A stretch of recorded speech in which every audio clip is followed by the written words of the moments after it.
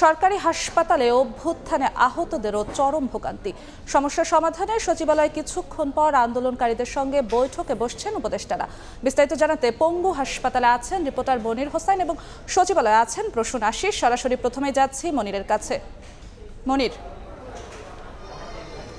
জাতীয় অর্থোপেডিক হাসপাতালে আছি। এখান থেকেই আজকে যে জুলাই বিপ্লবে হতাহত শিক্ষার্থীরা আছে তাদের একটি প্রতিনিধি দল সচিবালয়ে যাওয়ার কথা রয়েছে এবং সচিবালয় থেকে আসলে মূলত তাদেরকে নেওয়ার জন্য দুটি গাড়ি পাঠানোর কথা আছে। সেই গাড়ি আসলেই তারা আসলে সচিবালয়ে যাবেন এবং তাদের যেই দাবি দাওয়াগুলো আছে সেগুলো তারা উপদেষ্টাদের কাছে তুলে ধরবে। এখানে আসলে যারা চিকিৎসাধীন আছেন তারা তাদের যে চিকিৎসা সহ এবং তাদের পুনর্বাসন নিয়ে তাদের বেশ কয়েকটি দাবি দেওয়া ছিল এবং সেই দাবি দাওয়াগুলো নিয়ে আমরা দেখেছি গতকাল তারা উপদেষ্টাদের সাথে কথা বলেছে এবং তারা দীর্ঘক্ষণ প্রায় 14 ঘন্টা আসলে তারা আন্দোলন করতে হয়েছে। তাদের এই আহত শরীর নিয়ে, কারো ভাঙা হাত, কারো ভাঙা পা, কেউ হুইল চেয়ারে চড়ে আসলে আন্দোলন করেছেন। সেই আন্দোলনের এক পর্যায়ে অর্থাৎ 14 ঘন্টা পর আসলে যখন উপদেষ্টারা আসেন, উপদেষ্টাদের সাথে তাদের কথা হয় এবং উপদেষ্টারা বিভিন্ন আশ্বাস দেন, তারপরে আসলে তারা সেই হাসপাতালের বেডে ফিরে আসেন এবং এক পর্যায়ে আমরা দেখতে পারি যে তারা রাতে হাসপাতালের বেড নিয়ে আসলে যে সেই রাস্তায় বসে পড়েছিল তাদের যে পুনর্বাসন, চিকিৎসা, এগুলোর দাবিতে। এখন এই মুহূর্তে আসলে এই ওয়ার্ডের চিত্র যদি দেখাতে চাই, যে আপনি অবশ্যই দেখতে পাচ্ছেন যে এখানকার অবস্থা, যে জুলাই বিপ্লবের যে হতাহতরা হয়েছিলেন তারা এখানে চিকিৎসাধীন আছেন। এই যে কেউ হুইল চেয়ার বেরিয়ে বেড়াচ্ছেন, যেই সময়টা আসলে তারা তাদের শিক্ষা প্রতিষ্ঠান কিংবা কর্মস্থলে থাকার কথা, এখন সেই সময়টা আসলে তারা কাটাচ্ছেন এই হাসপাতালের চার দেয়ালে আটকা থেকে। এবং তারা আমাদেরকে যেটি বলছেন, তারা দীর্ঘদিন ধরে তাদের দাবি দাওয়াগুলো নিয়ে বলছেন, আসলে সেরকমভাবে আসলে তারা কোনো সাড়া পাচ্ছিলেন না, তারা কোনো আস্থা পাচ্ছিলেন না। এই জন্যই আসলে তারা তাদের এই আন্দোলন করতে হয়েছে, তাদের এই শরীর নিয়েও তারা আসলে রাস্তায় নামতে হয়েছে। এবং তারা আমাদেরকে যেটি জানিয়েছে, তারা আজকে প্রায় 15 থেকে 20 জন 15 থেকে 20 জন সচিবালয়ে যাওয়ার কথা রয়েছে এবং যারা আহত এবং হতাহত হয়েছেন তাদের বিভিন্ন দাবি দাওয়া তুলে ধরবে। তো এই মুহূর্তে সচিবালয়ে আছেন আমাদের সহকর্মী প্রসূন আশিস। আমরা সরাসরি চলে যাব সচিবালয়ে। দেখুন, ছাত্র জনতার গণ অভ্যুত্থানে অনেক মানুষই কিন্তু আহত হয়েছেন। এর মধ্যে শিক্ষার্থী রয়েছে, সাধারণ মানুষ রয়েছে, যাদের মধ্যে অনেকেই কিন্তু এখনও চিকিৎসাও নিচ্ছেন।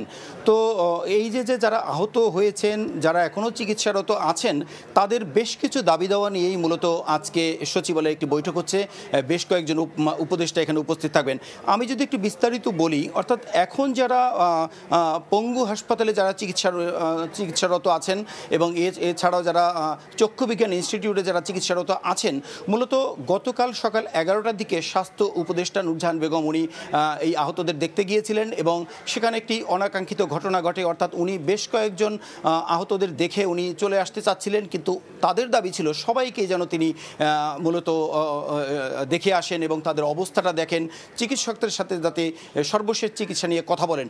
মূলত তারপরেই সেটি হয়নি বলেই মূলত তারা কিছুটা বিক্ষোভ দেখান এবং বেলা 1টা থেকে এই যে আহতরা তারা তাদের চিকিৎসার জন্য এবং পুনর্বাসনের জন্য তারা রাস্তায় নেমে এই যে পঙ্গু হাসপাতাল এবং চক্ষু বিজ্ঞান ইনস্টিটিউট সেই রাস্তায় গিয়ে মূলত আন্দোলন করে এবং সেখানে গিয়ে বেশ কিছু দাবি জানায়।